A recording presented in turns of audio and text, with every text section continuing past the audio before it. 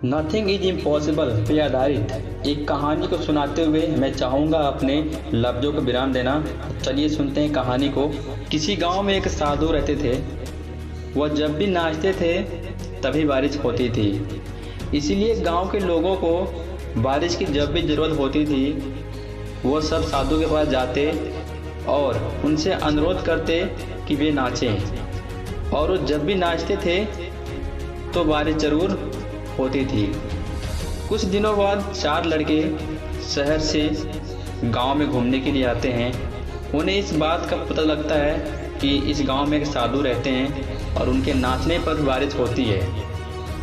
वो लड़के इस बात को नहीं मानते हैं क्योंकि वो शहर से आए होते हैं और उन्हें अपने पढ़ाई पे बहुत गुमान होता है, उन्हें घमंड होता है अपनी पढ़ाई लिखाई पे।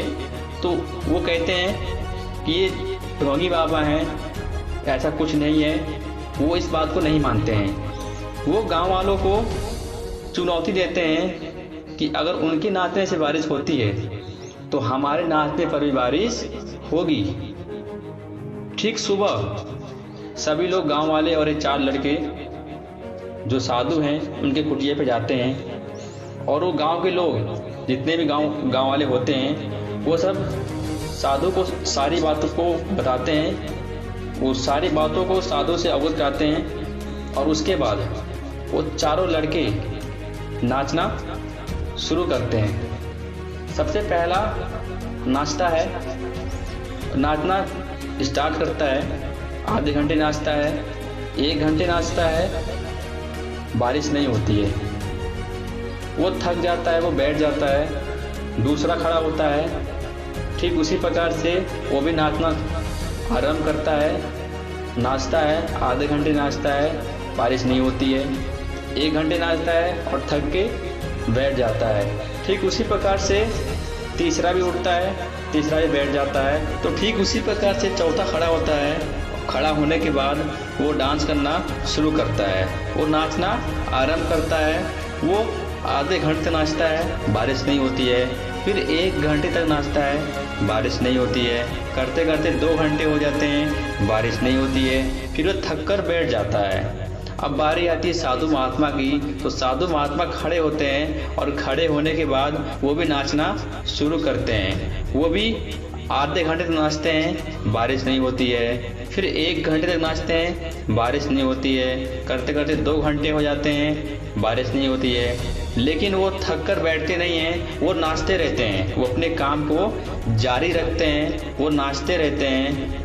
ऐसे करते करते शाम हो जाता है। उनके नाचते नाचते शाम हो जाता है और फिर अचानक बादल गरजता है और बारिश हो जाती है। जो शहर से आए हुए लड़के होते हैं उन्हें अपनी गलती का एहसास होता है।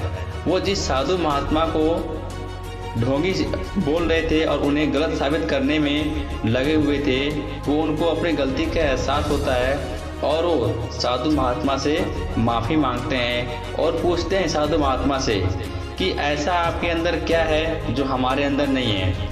नाचा तो हमने भी और आप भी नाचे हैं, लेकिन आपके नाचने पर ही बारिश क्यों हुआ?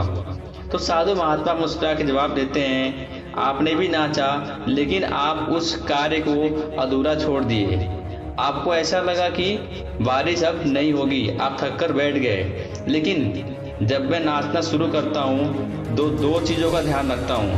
पहला, मैं नाचूंगा तो बारिश को होना ही पड़ेगा और दूसरा, मैं तब तक नाचूंगा जब तक बारिश नहीं होता।